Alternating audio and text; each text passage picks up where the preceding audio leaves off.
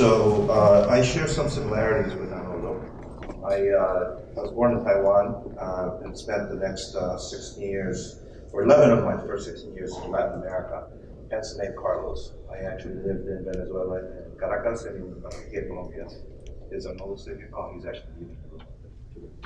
And then migrated to the US for high school and university. And I actually come from the other side. This morning, it's intriguing. I'm watching all the technical speeches and content. And I come from the business side. So I did my undergraduate at the University of California in computer science, but then I went to the business side of it. I really have to apply technology to solving real business issues. So I spent about 25 years in the application space. You heard Oracle, Siebel Systems. Tom was actually fairly well known in this area. I don't know how many people around here are aware of the work that he does. And then SAP and Hewlett Packard and other places. And then finally got tired and came out and founded my business, the second business that we do.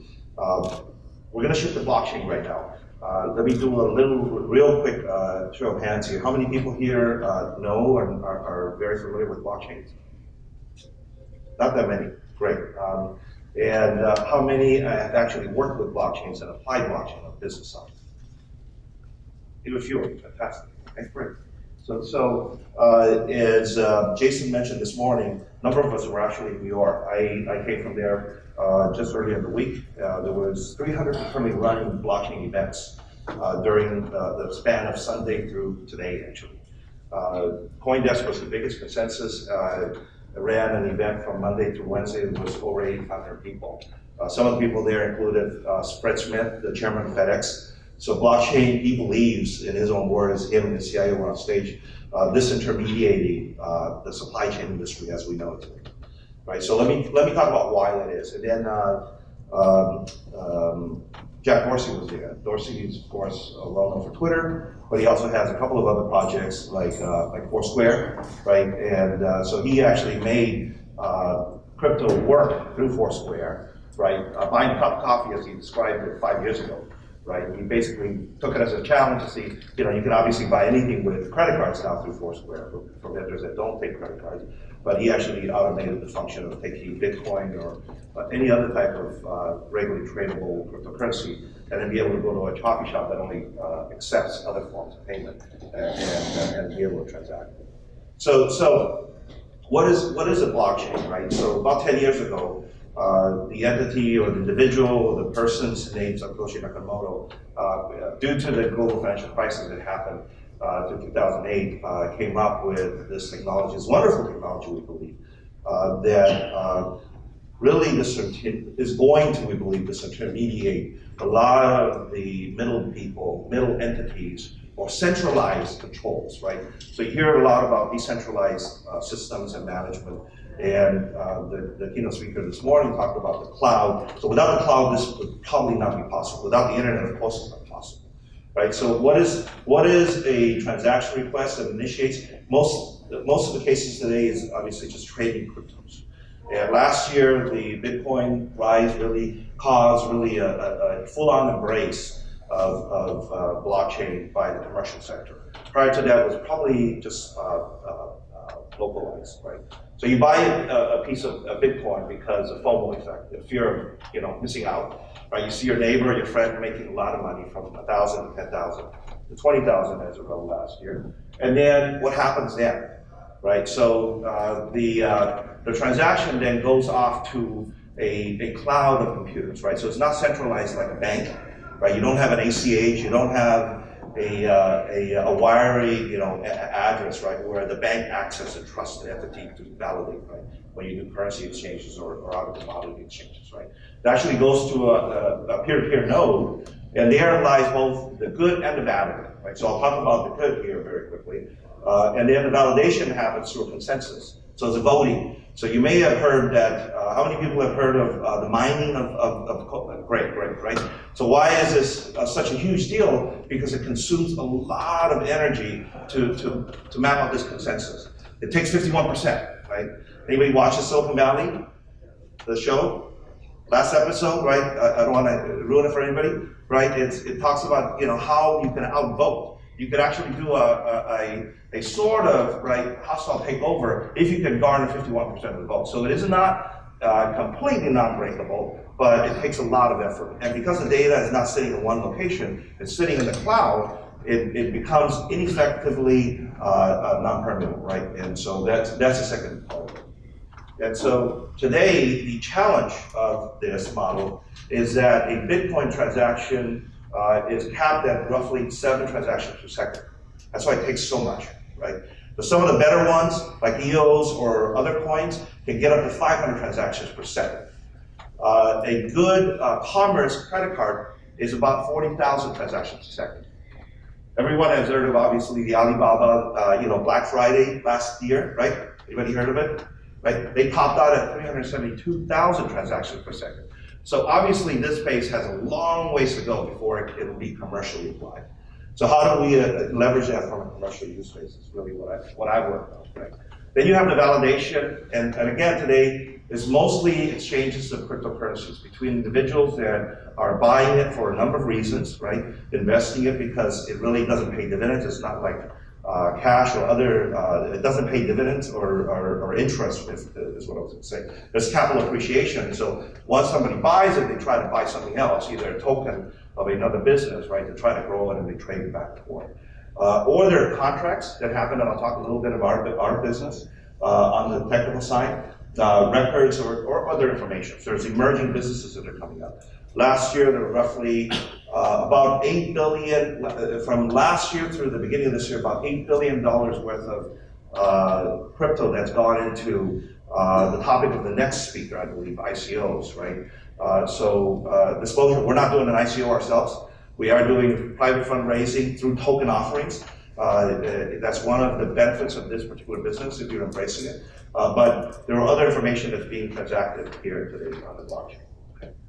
So then, of course, it goes off, right? So if you understand blockchain, as I described it earlier, this is a indisputable chain, right, of a ledger. And once it is validated through this node, then it's added on to a blockchain and stays forever, right? Until the next person or next event happens, and it goes through the validation and it gets added. So all the way back to the beginning of when a component or a computer or even a child, right? So there are countries, Estonia, I believe, was one of the first countries that became a blockchain country. You could actually become a virtual citizen, obtain a residency card, open your bank account, all through the computer, all through blockchain, right?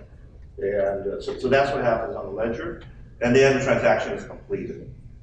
So let me kind of go back and talk about what we're trying to do with this application. We actually started our business a couple of years ago, non-blockchain, non-crypto, right? We used web to try to solve what I saw as a huge business challenge and opportunity for cross-border individuals. How many from China here?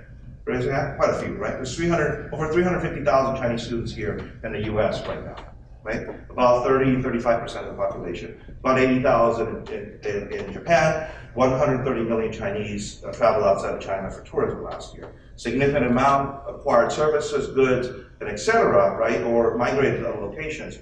And many of the times, they paid significantly above market rates for those services or that consulting or that treatment, right? And so depending on whether you were just a tourist or you actually decided to come here for schooling or you were seeking medical services or investment services, insurance, et cetera, right? So we basically saw that as a huge, and that's one country. So look, same for the Japanese, same for the Americans, same for the British, same for the South Koreans, et cetera. And so we saw that as the internet and the information became more and more open, what happens is that there is these walls that were coming up between the countries. What do I mean by that?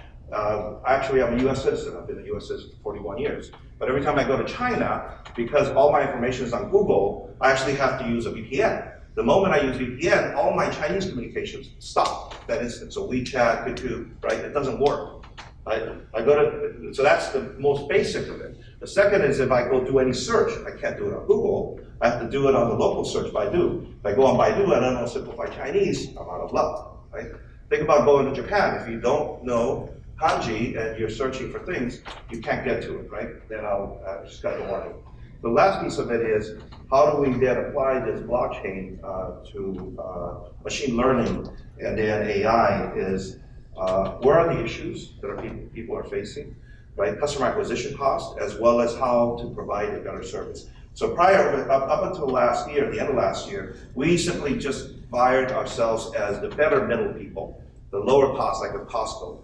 What we're doing now since the beginning of the year is actually try to completely change this, decentralize this whole model and say, we are going to establish a service ecology, and everyone on the supply chain becomes a service, and let the best service provider, whether it's a middle person, a student, right, model for translation, for example, we already do that today. So instead of using a professional translator to take you to a doctor or someone, there's 300,000 students here, right? Somebody going to University of Chicago Medicine should use a University of Chicago Chinese student.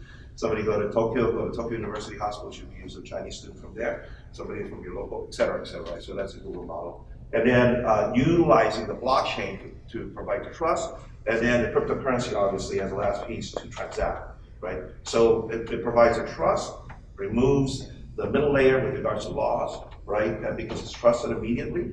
And then finally, it provides a contract. So Ethereum and other contract featured cryptocurrencies allows you to actually put a condition and algorithm right into the Java code that says, when I hand you this coin, it actually comes with a condition. The condition meaning these 5 things have to happen before you can receive that currency. We're also, the reason I'm here is we'd like to partner with academia, right, to build out the next phase of this journey. We believe that blockchain will come along slowly. We'll apply that technology judiciously because the problems that we're solving on our side are non-elective. These are either life-saving or life-extending, right, services for the clients that we're serving. And then as we apply this, we will look for the best minds in the universities to help us solve this, right, to take it to the next level. Right? Thank you. Question? Yes. So last time I attended one blockchain conference. And they said since the ledger is public, it's become really like computational challenging. What is your solution for that? So the question is, once it becomes public, it becomes a computational challenge. That's what I said earlier, right? So we are issuing a limited amount of tokens for people to live in our ecology. So the COZ ecology offers a number of services similar to Costco. The best example I'd say, in Costco, you don't have 100 different ketchup, you only have 4 that they sell, right? And to get those, right, you get the best one. And we will use a public chain so existing cryptocurrencies, Ethereum, ERC20, to actually transact those. And then we will guarantee the services through smart contracts, if you will. Hopefully that answers. But look, we are 6 billion people. Let's say that of those 6 billion people, 3 billion people do businesses. I mean, that's a lot of mathematical possibilities, and that's going to require a lot of computer power. Even if you limit it. I mean, you're going to reach to a point like, oh, we cannot do more because the mining is going to be an issue. Yes, yes. Do you agree with me on that or not? Yeah, it actually, what did you say 3 billion or 6 billion people? We are 6 billion people. Yes, I know. And let's say that like working people is like 2 billion people. Yeah. So we are actually, I think I referenced at the beginning and I went by very, very quickly. We're servicing the cross-border. So of the 1.4 billion people in China, 130 million travel out. Of that 130 million, probably less than 10% sought medical services. So we're actually attacking, you know, monetarily and business-wise, a very small sliver of the population. So we're not gonna experience those kind of volume issues, first and foremost. So you're absolutely correct, which is why I'm not going after the bigger pyramid, right? So you think about point to point, and we're serving 6 countries to start, and eventually we'll go to obviously the most, right, the higher economies for that reason as well. Thank you. Great question. Any other questions? Great. Thank you very much.